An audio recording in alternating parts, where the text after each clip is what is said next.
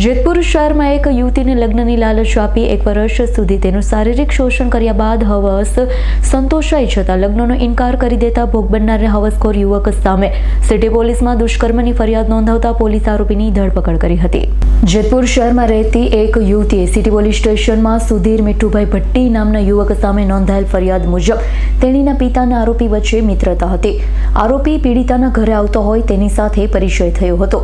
બાદમાં બંને વચ્ચે વાતચીત શરૂ થતા બંને વચ્ચે મિત્રતા બંધાઈ હતી, જે બાદ આરોપીએ યુવતીને લગ્નની લાલચ આપી મારે તારી સાથે જ લગ્ન કરવા છે આવું કહી નરાધમ 1 વર્ષ પૂર્વે યુવતી સાથે શારીરિક સંબંધ બાંધ્યો। આ દરમિયાન યુવતીના ઘરે તેના અને આરોપીના સંબંધ અંગે જાણ થઈ જતા યુવતીએ નરાધમ માટે પોતાનું ઘર ત્યજી દીધું હતું। બાદમાં હવસખોરે યુવતીને જેતપુરમાં જ એક રૂમમાં રાખી દીધી અને જ્યાં યુવતી એકલી રહેતી હતી અને નરાધમ અવારનવાર ત્યાં ઘસી જઈ દુષ્કર્મ આચરતો।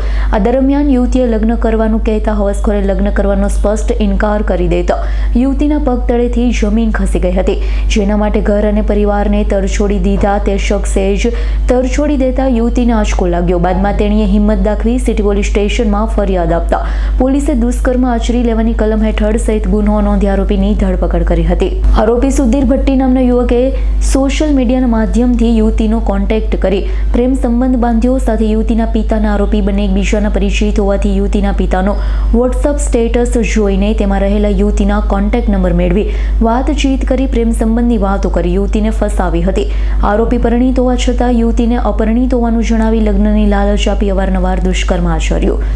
યુવકે યુવતી સાથે લગ્નની લાલચ આપીને દુષ્કર્મ આચર્યું હોવાનું સામે આવ્યું છે। યુવક કોણ છે, કઈ રીતે દુષ્કર્મ આચર્યું, બંને કઈ રીતે સંપર્કમાં આવ્યા હતા અને કેટલો સમય સાથે?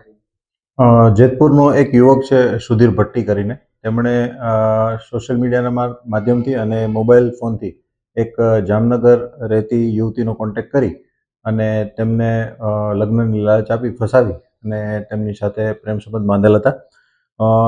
જે આરોપી છે સુધીર ભટ્ટી એ અને જે ભોગ બનનાર છે લેડીઝ, એમના ફાધર બંને એકબીજાના પરિચિત હતા। એટલે એમના ફાધરના સ્ટેટસમાં આ જે છોકરી છે એમણે પોતે ભરત ગૂંથણ કરતી હોય, એમના જે કામ છે એના અંગે એક સ્ટેટસ મૂકેલ હતું ને એમાં નંબર લખેલ હતા।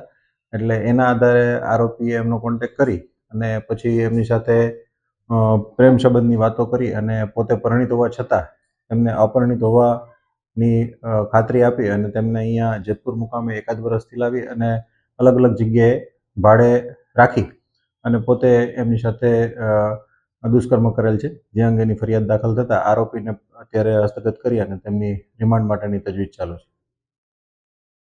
સુરેશ ભાલિયાનો રિપોર્ટ, S9 ન્યૂઝ, જેતપુર। અમારી તમામ માહિતીથી અપડેટ રહેવા માટે જોડાયેલા રહો S9 ન્યૂઝ સાથે।